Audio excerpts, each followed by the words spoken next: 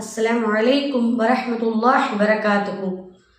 December 6 450 ஆண்டு கால பழமை வாய்ந்த பாபர் மஸ்ஜித் மண்ணிலே வீழ்த்தப்பட்ட ஒரு நாள், இறையாண்மை சாய்க்கப்பட்ட ஒரு நாள், இந்திய தேசத்தினுடைய வழிபாட்டு உரிமை கேள்விக்குறியாக்கப்பட்ட ஒரு நாள்.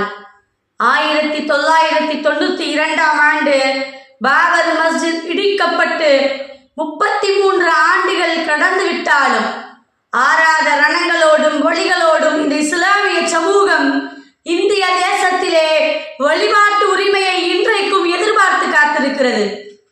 இந்திய தேசம் இன்றைக்கு காவிமயமாகிய ஒரு தேசமாக மாறிவிட்டது.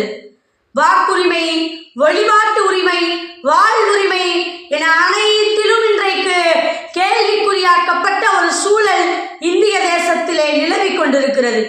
இது அத்தனையும் பாதுகாப்பதற்காக இன்ஷா அல்லாஹ் இருக்கிற நம்முடைய மஸ்ஜிதுகளை பாதுகாப்பதற்காக SIR என்று சொல்லப்படக்கூடிய வாக்கு திருட்டை கண்டிப்பதற்காக, வக்பு வாரிய திருத்த சட்டத்தை இல்லை இல்லை வக்பு சொத்துக்களை திருட நினைக்கக்கூடிய சட்டத்தை கண்டிப்பதற்காக அழைக்கிறது தமிழ்நாடு முஸ்லிம் முன்னேற்ற கழகம்.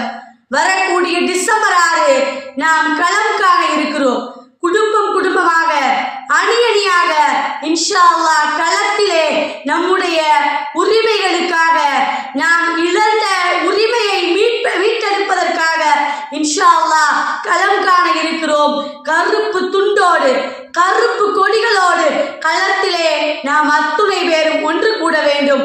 அழைக்கிறது தமிழ்நாடு முஸ்லிம் முன்னேற்ற கழகம், மதுரை தெற்கு மாவட்டம்.